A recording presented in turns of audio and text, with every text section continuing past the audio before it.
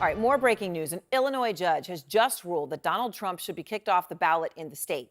The judge there in Illinois writing that Trump is not eligible to be on the ballot because of his actions on January 6th. That makes Illinois the third state, along with Colorado and Maine, to use the 14th Amendment's insurrection ban to remove Trump from the ballot.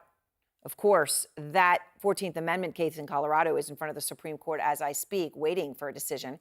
Katelyn Polantz is out front with more on this breaking news. And Katelyn, the thing about Illinois is we're sitting here talking about a major decision on immunity from the Supreme Court. And out of left field comes this ruling from Illinois. This is a surprise move. What is the Illinois judge saying? It is. This is about Donald Trump and his ability to be on the ballot as a candidate because of what he did in the 2020 election, after that election, and on January 6th.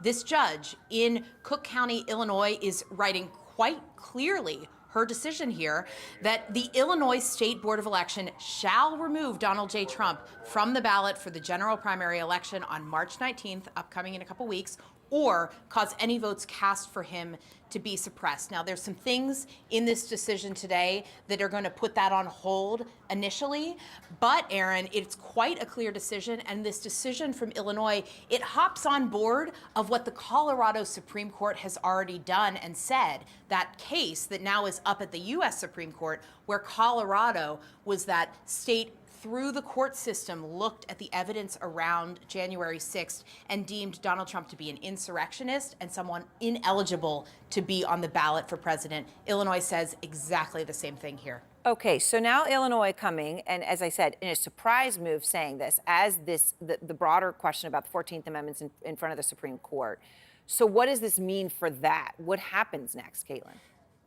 Aaron, Donald Trump's team is going to need to move quickly to appeal. That is the first thing that's laid out here. They have 2 days, according to this order, to get everything paused, having him removed from the ballot or having votes in the March 19th primary not counted for him. So they got to go to the appeals court in Illinois for 2 days. The state is going to continue to look at it.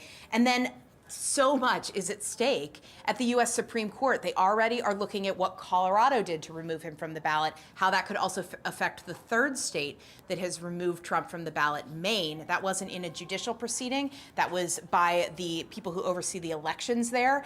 But the U.S. Supreme Court is ultimately going to have to come down on, is this something that states even can do in their primary elections? And would someone like Donald Trump potentially qualify? Is the office of the presidency something that is applicable when you're looking at the insurrectionist clause of the U.S. Constitution? So all of that is at stake here. In this decision, it's not on hold, waiting for the U.S. Supreme Court to rule. So if they take a very long time and the Illinois state courts say, no, he can be removed from the ballot, then that may be it as far as their primary goes. But there is going to be all eyes on the Supreme Court and what they do and how quickly they do it, too. Aaron?